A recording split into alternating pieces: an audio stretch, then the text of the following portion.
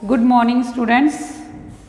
बेटा अज आप 10th class का एक टॉपिक जो कि आप पहले स्टार्ट किया सी भारत की केंद्रीय सरकार वो आप अगे कंटिन्यू करांगे।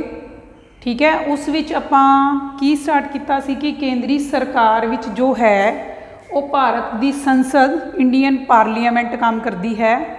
इंडियन पार्लीमेंट के दो सदन ने, पहला लोक सभा तो दूजा राज सभा। ठीक है, लोक सभा जो है इस दे बारे आप स्टार्ट किया सी कि लोक सभा की बनतर की है।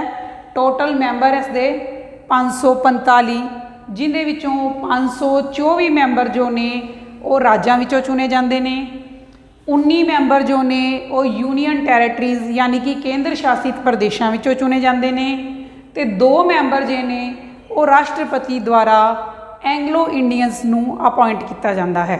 तो इन्हां दी टोटल जो है वो अपनी 545 मैंबर बन जाते हैं।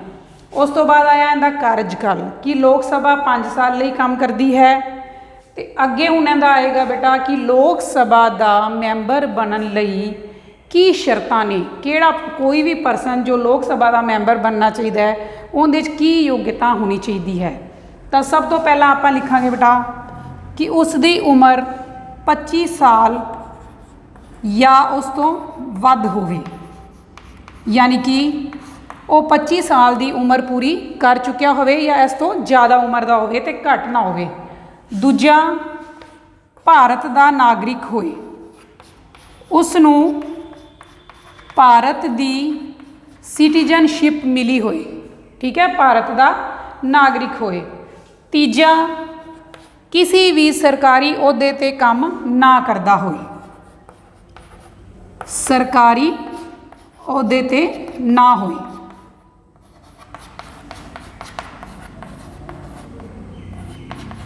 ठीक जी, अगर वो किसी भी सरकारी अहुदे ते है तो पहले उसनूं त्याग पत्र देना पएगा, उस तो बाद ही वो लोक सभा दे इलैक्शन लड़ पाएगा। ठीक जी, अगे कि उसनूं भारत की नागरिकता तो वांझा ना किया गया होवे, कि किसी भी कारण तो उनके तो भारत की जो सिटीजनशिप दी गई है उस तो वापस ना लई गई होवे। ते 5th वो पागल या दिवालिया ना होए। तो जिहड़ियां ये 5 कंडीशनस ने ये हर एक परसन लई जो कि लोक सभा का चुनाव लड़ना चाहता है या लोक सभा का मैंबर बनना चाहता है उन्होंने ये शर्तां पूरियां करनियां जरूरी ने। उस तो बाद लोक सभा की कार्रवाई,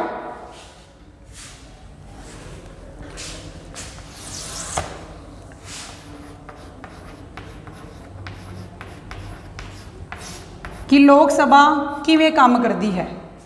लोक सभा नूं काम करन लई लोक सभा के मैंबर अपने विचों ही एक आदमी नूं स्पीकर अपॉइंट करते हैं। स्पीकर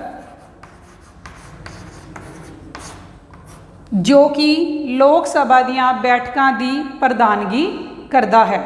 अगर कोई भी परसन जो लोक सभा की बैठक विच कोई भी मंत्री है वो कोई भी विषय या अपने विचार रखना चाहता है, बोलना चाहता है, तो उसनूं सब तो पहला स्पीकर की परमिशन लैनी पैंदी है। तो उस दे अकॉर्डिंग ही जो लोक सभा का काम है वो किया जाता है। अगर स्पीकर किसी कारण किसी भी वजह नाल सभा विच नहीं है तो उसकी जगह ते जो है डिप्टी स्पीकर जो है वो उस सभा की प्रधानगी करता है। तो डिप्टी स्पीकर नूं सारियां स्पीकर वालियां शक्तियां ऑटोमैटिकली मिल जांदियां हन। डिप्टी स्पीकर भी लोक सभा के मैंबरां द्वारा अपने विचों ही चुनिया जाता है, यानी कि एक स्पीकर चुनिया जाता है, एक डिप्टी स्पीकर चुनिया जाता है। स्पीकर की अनुपस्थिति विच ना हाज़र होने ते डिप्टी स्पीकर के सारे काम करता है।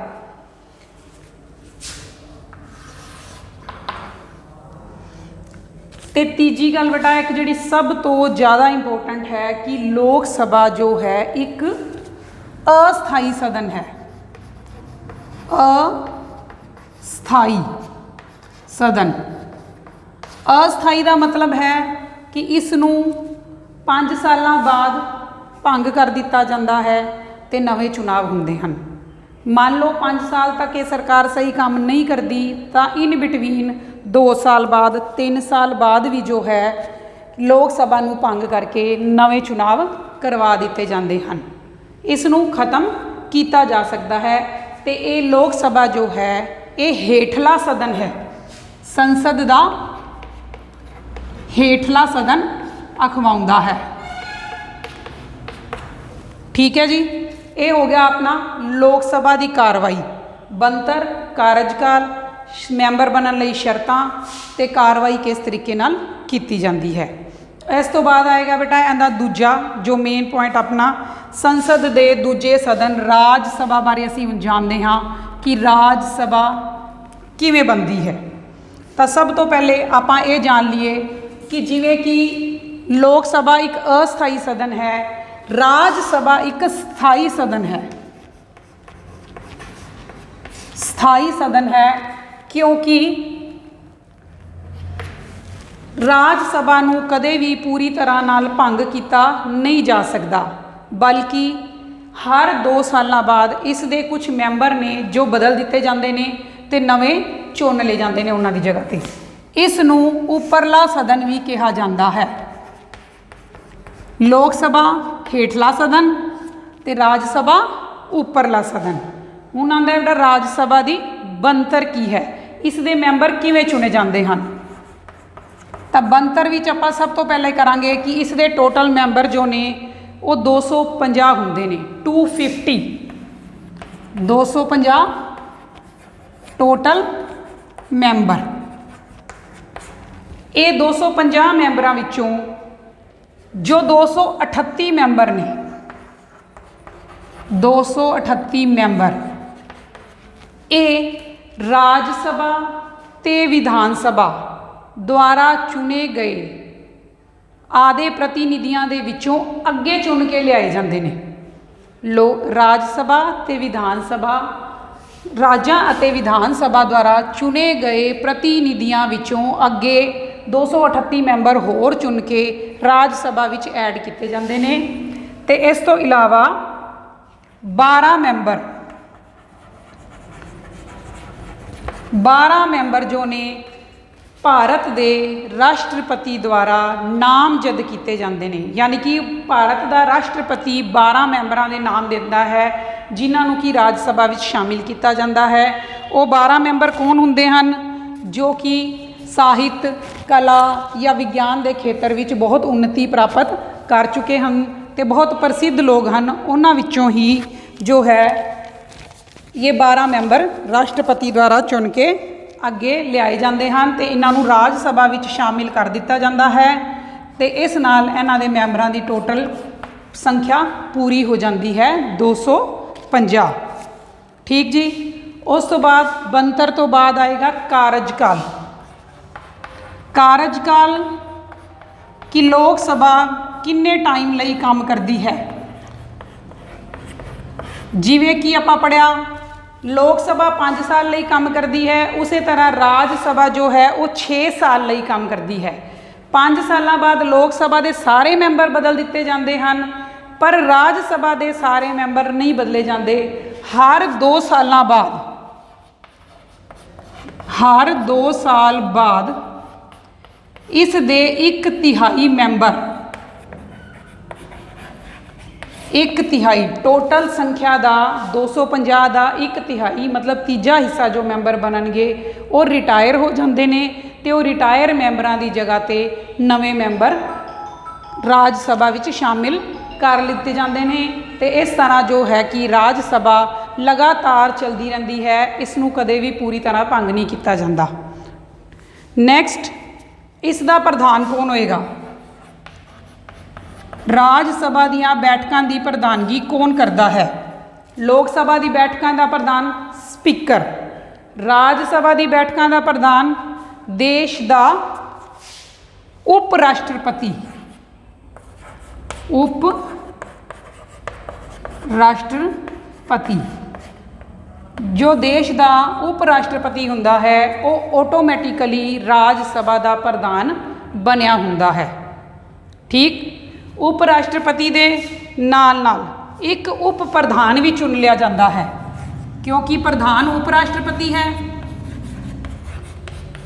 ਮੰਨ ਲਓ ਉਪ ਰਾਸ਼ਟਰਪਤੀ ਕਿਸੇ ਵੀ ਵਜ੍ਹਾ ਨਾਲ ਸਦਨ ਵਿੱਚ ਨਹੀਂ ਹੈ, ਤਾਂ ਸਦਨ ਦੀ ਕਾਰਵਾਈ ਜੋ ਹੈ ਉਪ ਰਾਸ਼ਟਰਪਤੀ ਯਾਨੀ ਕਿ ਪ੍ਰਧਾਨ ਦੀ ਜਗ੍ਹਾ 'ਤੇ ਉਪ ਪ੍ਰਧਾਨ ਜੋ ਕਿ ਉਹਨਾਂ ਦੇ ਹੀ ਮੈਂਬਰਾਂ ਵਿੱਚੋਂ ਚੁਣਿਆ ਜਾਏਗਾ ਰਾਜ ਸਭਾ ਦੇ, ਉਹ ਉਹਨਾਂ ਬੈਠਕਾਂ ਦੀ ਅੱਗੇ ਕਾਰਵਾਈ ਕਰੇਗਾ।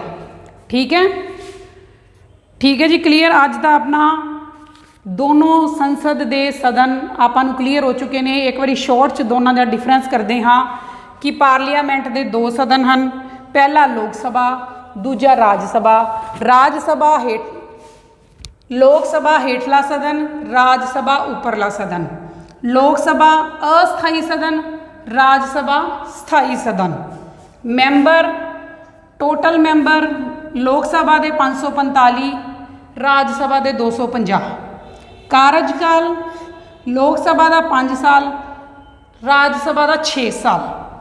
ਸ਼ਰਤਾਂ ਦੋਨਾਂ ਲਈ ਸੇਮ ਨੇ, ਬਸ ਇੱਕੋ ਹੀ ਡਿਫਰੈਂਸ ਹੈ ਕਿ ਲੋਕ ਸਭਾ ਲਈ 25 ਸਾਲ ਉਮਰ ਹੋਣੀ ਚਾਹੀਦੀ ਹੈ ਅਤੇ ਰਾਜ ਸਭਾ ਲਈ 30 ਸਾਲ ਹੋਣੀ ਚਾਹੀਦੀ ਹੈ। ਬਾਕੀ ਸਾਰੀਆਂ ਸ਼ਰਤਾਂ ਸੇਮ ਹੈ।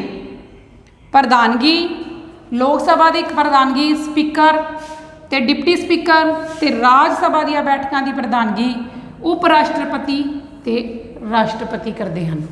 ਕਲੀਅਰ ਜੀ। ਅੱਜ ਦਾ ਆਪਣਾ ਟੌਪਿਕ ਜੋ ਸੰਸਦ ਹੈ, ਪਾਰਲੀਮੈਂਟ ਕੇਂਦਰੀ ਸਰਕਾਰ ਦਾ ਇੱਕ ਅੰਗ, ਇੱਥੇ ਹੀ ਖਤਮ ਹੁੰਦਾ ਬੇਟਾ। ਥੈਂਕ ਯੂ ਜੀ।